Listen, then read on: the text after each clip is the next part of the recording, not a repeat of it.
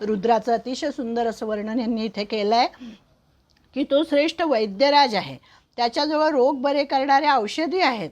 तो सर्व रोगनिवारक असल्यामुळे माणसांना, गाईगुरांना, घोड्यांना, मेषादिकांना सुख देण्याबद्दल त्याची प्रार्थना करण्यात आली आहे.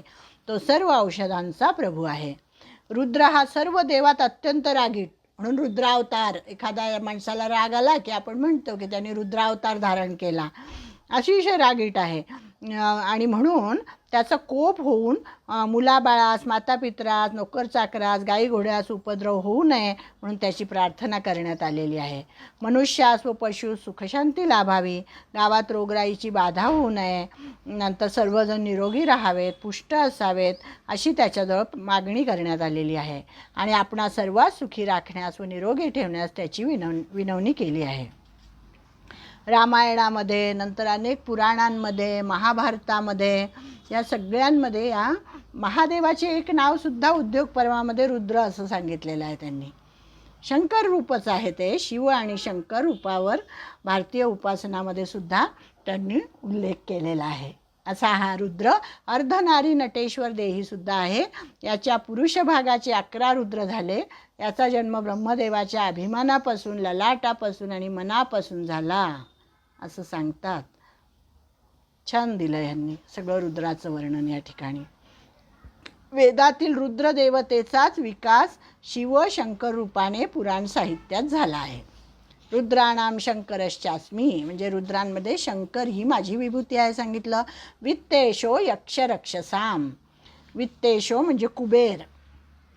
कुबेर यक्ष आणि राक्षस यांच्यामध्ये मी कुबेर आहे असे भगवंत सांगतात. हा कुबेर कोण आहे? उत्तर दिशेचा स्वामी आहे. गुह्यक यक्ष किन्नरांचा अधिपती आहे. ब्रह्मदेवाच्या मानसपुत्राचा पुलस्त्याचा हा नातू आहे. याच्या आईचे नाव इडविडा आणि वडिलांचे नाव विश्रवा. त्यामुळे वैश्रवण या पैतृक नावानेही हा ओळखला जातो. ब्रह्मदेवाच्या उपासनेने याने सुवर्ण तटमंडित लंकेवर अधिकार आणि पुष्पक विमानही मिळवले. पुढे रावणाने याचा पराभव केल्याने तो उत्तरेकडे गेला.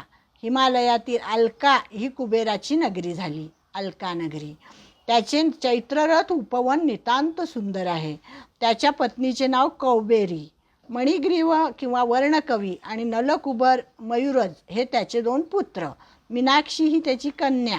देवपूजेनंतर आपण जी मंत्रपुष्पांजली म्हणतो ना, त्याच्यामध्ये म्हणे याचं नाव आहे मंत्रपुष्पांजली.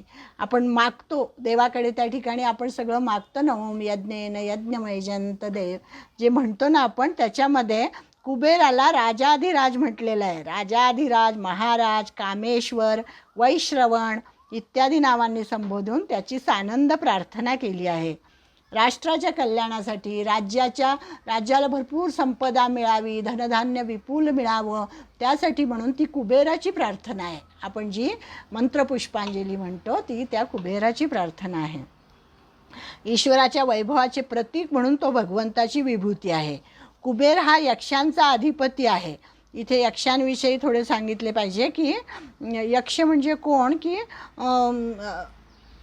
यक्ष ही एक अतिमानवी योनी आहे. जसं मनुष्य योनी, देव योनी, तशी यक्ष ही योनी आहे. आणि त्यांचा जन्म कश्यप आणि विश्वा यांच्यातून झाला. खूप खूप छान छान माहिती या ठिकाणी आपल्याला दिलेली आहे. यक्ष हे सुंदर असतात अशीही कल्पना पुराणांमध्ये आढळते. सुंदर पुरुषाला यक्ष किंवा गंधर्व समजण्याची रूढी लोकात होती. दमयंतीच्या स्वयंवरामध्ये जमलेल्या स्त्रिया नलराजाला पाहून म्हणू लागल्या की हा कोणी देव, गंधर्व किंवा यक्ष असावा. कुबेर हा यक्ष या जातीमध्ये मोडतो, या योनीमध्ये. कुबेर हा यक्षाधिपती आहे. मणिभद्र हा त्याच्या खालोखाल असतो. पुराणांमध्ये यक्षाची जी नावे आढळतात ती या ठिकाणी यांनी दिलेली आहेत. आणि हा कुबेर हा यक्षांचा राजा पण म्हटलेला आहे त्याला. त्यामुळे राजराज, महाराज अशी पदवी त्याला मिळालेली आहे. कुबेराला दिल्या जाणाऱ्या बलीला महाराज बली म्हणत. पाली साहित्यात 4 दिशांच्या रक्षकांना 4 महाराज म्हटले आहे. हे महाराज म्हणजे यक्षच आहेत. यक्ष, गंधर्व अशा अनेक योनी आहेत. ब्रह्मदेवाने प्रसन्न होऊन वैश्रवण कुबेराला अर्थात महायक्षाला अमरत्व दिलेले आहे. धनाधिपत्य आणि लोकपालत्व या गोष्टी दिलेल्या आहेत. कुबेर, म्हणून आपण त्याला धनाची देवता पण म्हणतो ना कुबेराला. म्हणजे कुबेर ही यक्षांमध्ये कुबेर ही माझी विभूती आहे. वित्तेशो यक्ष रक्षसाम वसूनाम पावकश्चास्मी. आता जे वसू आहेत, अष्टवसू, त्याच्यामध्ये अग्नी ही माझी विभूती आहे असं भगवंत सांगतात.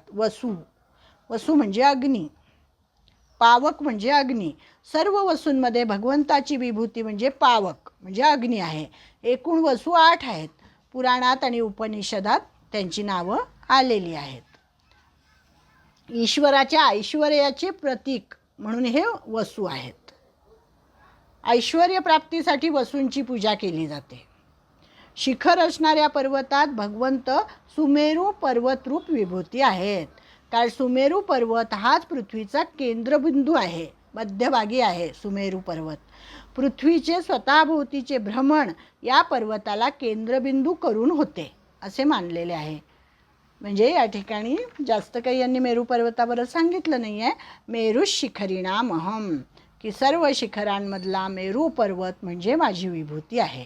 म्हणजे रुद्राणाम शंकरश्चास्मी वित्तेशो यक्ष रक्षसाम वसूनाम पावकश्चास्मी मेरू शिखरिणाम अहम. त्याच्या पुढचा 24वा श्लोक आहे. अजून विभूतींचा विस्तार केलेला आहे. पुरोधसांच मुख्यम माम विद्धी पार्थ बृहस्पतीम सेनानीनामहम स्कंद सरसामस्मी सागरहा. त्यांनी सांगितलं आहे की पुरोहितांमध्ये मुख्य अर्थात देवांचा पुरोहित बृहस्पती मला जाण. देवांचे जे गुरु आहेत ते आहेत बृहस्पती, राक्षसांचे गुरु शुक्राचार्य आणि देवांचे गुरु बृहस्पती. तर ती बृहस्पती ही माझीच विभूती आहे. तसेच हे पार्था, मी सेनापतींमध्ये कार्तिक स्वामी आणि जलाशयामध्ये समुद्र आहे. याचा विस्तार आपण आता पुढच्या वेळेस बघू. छान आहे. विभूती योग. विभूत्या जास्तीत जास्त त्यांनी की परमेश्वराला कुठे कुठे पहा, कसा कसा पहा असं आपल्याला सांगितलेलं आहे. विभूती योग अतिशय छान आहे हा. आणि एवढं सगळं वाचल्यानंतर एखादं तरी आपल्या लक्षात राहील ना की आपण नित्य उपासना करू, की सूर्य आहे, चंद्र आहे, यांच्यापैकी एकाची तरी मला उपासना नित्य करता आली पाहिजे असा विचार करून त्याच्यासाठी ह्यांनी विस्तार एवढा केलेला आहे असं मला वाटतं. या ठिकाणी 2 मिनिटं आहेत.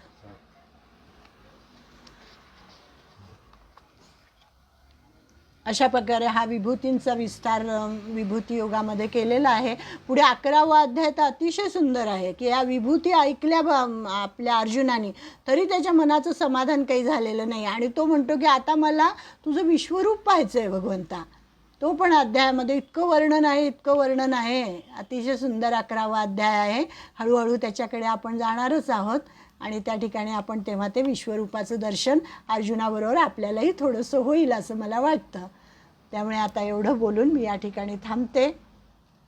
तुम्हा सर्वांना नमस्कार करते, भगवंतांना नमस्कार करते आणि माझ्या वाणीला विराम देते. ओम तत्सत श्री कृष्णार्पणमस्तु.